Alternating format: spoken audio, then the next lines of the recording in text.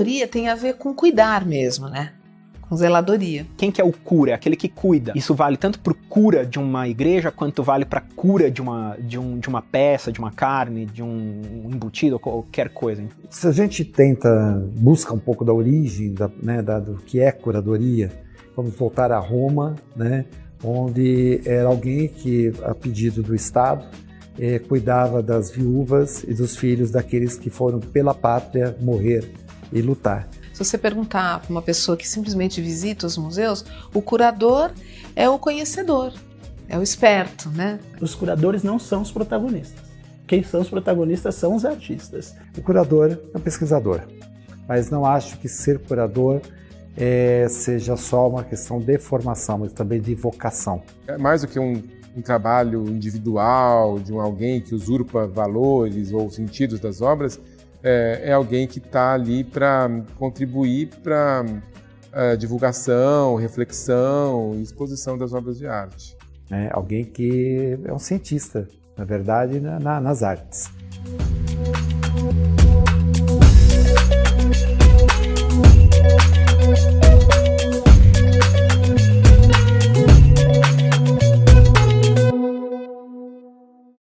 Curadoria é um conceito surgido recentemente. Ela dizia o respeito estrito ao universo das artes, porque primeiro a gente tinha os conhecer, né, os sujeitos que administravam patrimônios, inclusive ou majoritariamente da nobreza, tinham gabinetes de curiosidade, essa história é bastante conhecida, e coleções, né, coleções que precisavam ser administradas, né. Os administradores dessas coleções, desses gabinetes, né, viraram especialistas. Mas falando do museu que é a minha casa, né, no Museu de História, você não faz nada sozinho. Dentro de um museu, o curador não é só aquele que monta a exposição, não é aquele só que elabora uma linha de raciocínio a partir das obras ou dos objetos de um museu. O curador é aquele que é responsável por um setor do museu. Então, assim, a própria coleta de acervos, segundo as linhas de pesquisa em que atuamos, é um ato de curadoria, né? Que vai, lógico, reverberar isso mais adiante numa exposição ou em outras formas, né, de divulgação e difusão desses acervos, mas começa ali. A gente costuma dizer que o ciclo curatorial ele começa com a aquisição do objeto ou da obra de arte, passa pela preparação daquela peça, da conservação, pelo estudo daquela peça, pela organização dela e, por fim, a comunicação. Então é um ciclo todo. Você acaba tendo o museu, a galeria de arte, ela acaba se responsabilizando por uma parte importante da formação do indivíduo que deveria começar na escola. O Valtércio, eu acho que é o Valtércio Caldas ou o Cildo Meirelles, um dos dois, não escapa. Ele fala um negócio muito bacana, ele fala, achar bonito não é entender, né? Achar feio também não. Então, essa massa que aflui, né, quando consegue quebrar as várias barreiras sociais que dão acesso ao museu, se deparam com as obras muito pouco subsidiadas de conhecimento. Eu acho que o objetivo da curadoria é tocar as pessoas, né, tocar os indivíduos, fazer com que eles percebam valores, informações que não são óbvias, de repente, naquela composição, naquele artista, na obra. É instruir, acima de tudo.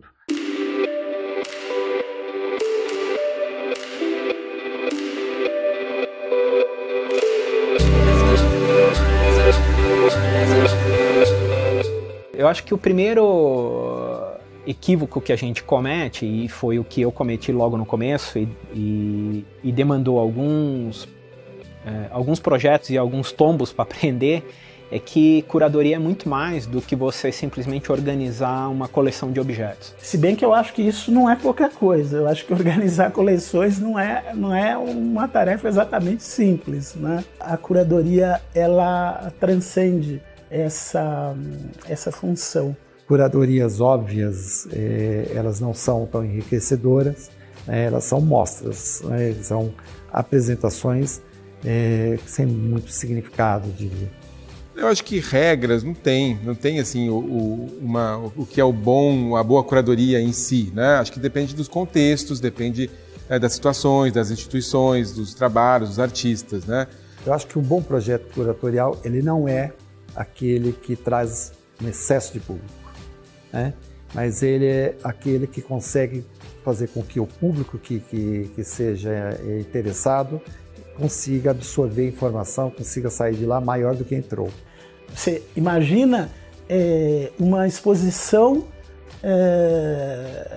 que contemplaria a visão da criança, mas sem os subsídios que poderiam tornar a curiosidade dela mais aguçada, né? Esse ato é gratuito, né? As exposições, a gente pode perceber a altura média em que as obras estão expostas. Essa altura média sinaliza uma falta de preocupação com aquela massa de público infantil, né? Eles são obrigados a levantar a cabecinha e sair com torcicolo.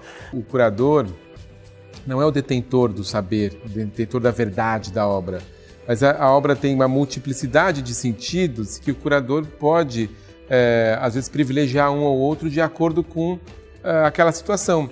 Não existe o discurso certo ou errado, não existe o projeto certo ou errado. O que existem são passos bem executados e passos mal executados. Um passo fundamental para você executar um bom projeto curatorial é você conhecer muito bem a sociedade onde aquele projeto vai ser implantado.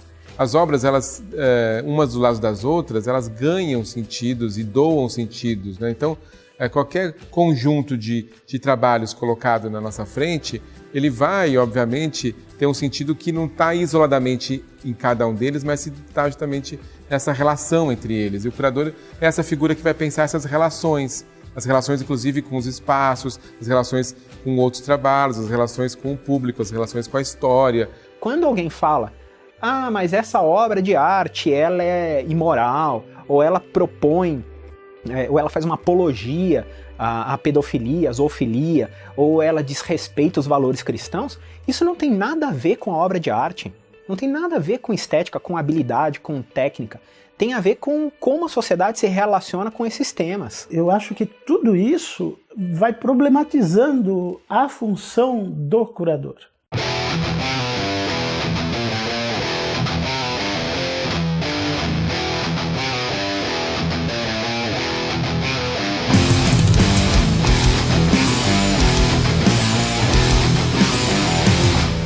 Sem dúvida nenhuma. Curadoria é uma atividade política. Eu acho que sempre. E aí não é preciso diferenciar política de militância. Ela não precisa ser militante. Mas, e no caso nosso, nem deve. Mas ela é política, é sempre política. Por quê? Porque sempre se fala de algum lugar. Eu acho que a curadoria é um ato político. Mas eu acho também que talvez isso seja uma platitude, né? Porque é difícil pensar uma atividade humana que não seja política, não é? Mas eu acho que ela é marcadamente política, porque a gente está o tempo todo pensando em escolhas e fazendo recortes que são até de classe. Por isso que eu digo que a curadoria é mais do que você simplesmente estabelecer uma linha do que você quer contar e daquilo que você quer explicitar. Ter essa consciência, provocar essa reflexão. Então, eu acho que nós temos que assumir isso. E, inclusive, dialogar com os temas que estão dados pela própria cidade, né? E pelo que está acontecendo. Quando você vai propor um projeto, e a gente teve 2 ou 3 casos recentemente no Brasil, mas não só no Brasil, é função do curador saber disso, ou imaginar que isso pode acontecer. E mais do que isso, saber como ele e a instituição vão se posicionar diante do problema. Obviamente que isso implica numa tomada de partido. E quando eu digo partido, numa tomada de posição. Eu penso que a manutenção dos patrimônios artísticos e a sua difusão estão intimamente ligados com o desenvolvimento de uma sociedade que se quer democrática, que se quer avançada, que se quer plural, que se quer economicamente interessante. Uma das coisas que esses grupos que querem interditar exposições e a partir de parâmetros questionáveis não considera é o dano econômico que essa atitude causa, né? E não é gente que goste do capitalismo, sabe? Não é gente que gosta do capitalismo.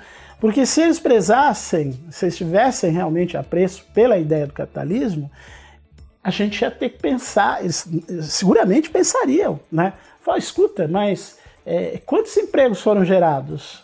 Parece que existe um barateamento da ideia de arte e dos sistemas de arte, né? Sistema de arte implica em educação, é um ciclo econômico muito amplo. Em maio de 2017, o tema da Primavera dos Museus, não foi a Primavera dos Museus, desculpa, é o dia do museu, né? No mês do museu, é a proposta do ICOM mesmo, então era uma proposta mundial.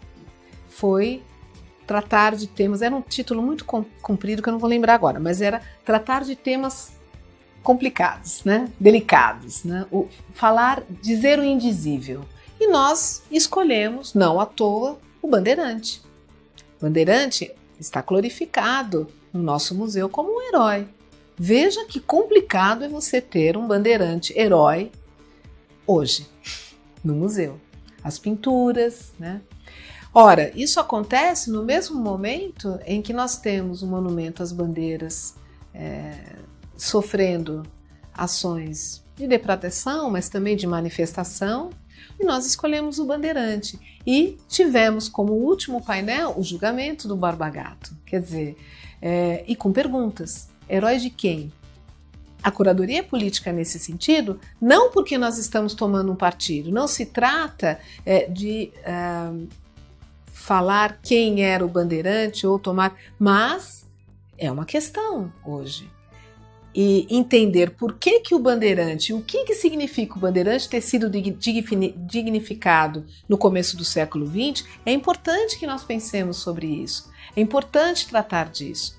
Então, não se trata de negar o Bandeirante, de suprimir o Bandeirante da história, mas de entender exatamente o porquê e o que significa nós termos tantas coisas relacionadas aos bandeirantes em São Paulo. Eu vou montar uma exposição que toca no tema da sexualidade. Muito bem.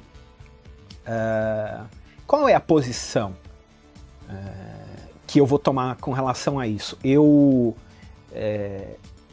vou trabalhar com a ideia da diversidade? Muito bem. Mas o meu público, como ele vai receber isso? E como que eu vou comunicar? E quais são as coisas que eu de fato quero comunicar? Porque muitas das vezes, essa falha no processo de como você comunica, de como você organiza, e a ausência de uma clareza de onde você quer chegar com aquilo, geram situações nas quais o museu, a exposição, os artistas e os curadores são jogados para dentro de uma trincheira, né? E são obrigados a ficar numa posição defensiva, se protegendo de ataques e de incompreensões que vêm de todos os lados. Então, sim, é uma atividade política e tanto melhor se o curador pensar nisso desde o começo.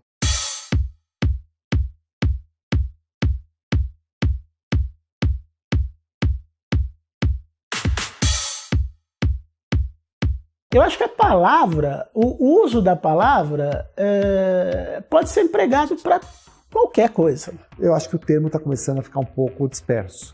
Tem curadoria de armários, né? Seu armário de roupa, você faz uma curadoria. Eu concordo que houve uma banalização dessa noção e aí ela acabou virando sinônimo de escolha, né? De seleção, num sentido muito pobre do termo, como se a curadoria fosse apenas selecionar obras ou escolher vinhos. Quando a gente sai do universo das artes ou do universo do patrimônio histórico e cultural, o termo curadoria ele fica um tanto manco, porque, como eu disse, curadoria implica num ciclo, né, que começa com a seleção, a preparação, a conservação, o estudo, a difusão.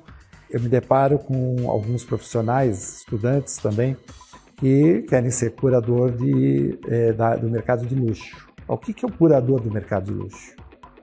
É o cara que vai definir quais são os melhores Rolex que eu vou usar, a composição de um Rolex com uma joia da Tiffany. A curadoria, ela implica na organização lógica e no estabelecimento de uma linha condutora de um raciocínio. Então, que tipo de linha que eu vou estabelecer ao fazer a curadoria de roupas para alguém? No campo do consumo, você vai ao supermercado e não faz compras, né? Você faz uma curadoria, né? O que seria ridículo, né? Entender a curadoria nesses termos. Envolve algo a mais do que a seleção, né? Ela envolve uma pesquisa, ela é o resultado de uma pesquisa. Essas etapas não estão previstas, elas não estão contempladas naquilo. Ele fez a seleção de nomes, ele fez a coordenação de um seminário, ele fez a organização de um seminário, mas não a curadoria. A questão é que o emprego fora dela está por se provar. Eu tenho a impressão que numa cena como a nossa, isso corresponde mais a um momento do que a qualquer outra coisa. Eu acho que tem a ver com uma valorização, que isso certamente acontece, e que coloca muito em destaque o papel do curador. Então eu acho que é uma contaminação mesmo. É um reconhecimento de que é uma instância de poder relevante e as pessoas querem levar isso para outros campos, que não apenas das artes visuais. Existe uma preocupação em profissionalizar esse indivíduo, que eu acho que é mandatória, para que a gente não caia nesses modismos, né? Que a gente tenha realmente profissionais da curadoria. Eu acho que os curadores de arte vão continuar existindo. Eu já não sei se os de culinária vão existir por muito mais tempo.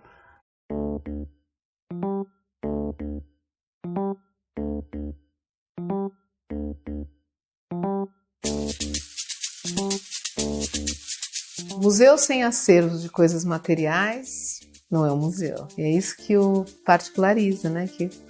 Só que nós vivemos num mundo cada vez mais desmaterializado, né?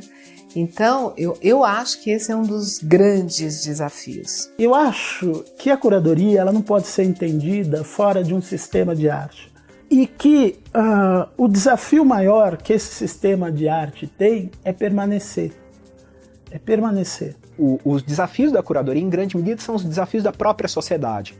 A gente aprender a lidar com as opiniões divergentes, a gente aprender a reagir e trabalhar com os extremismos e com as intolerâncias, a gente aprender a selecionar as informações que são realmente relevantes e identificar as informações que são verdadeiras daquelas que são falsas. Nesse processo, hoje, você tem uma disseminação de informação que ela é mais horizontalizada, né? Você dá chance de mais gente estar trabalhando, assim como o CorelDRAW, né, deu e todo mundo virou designer.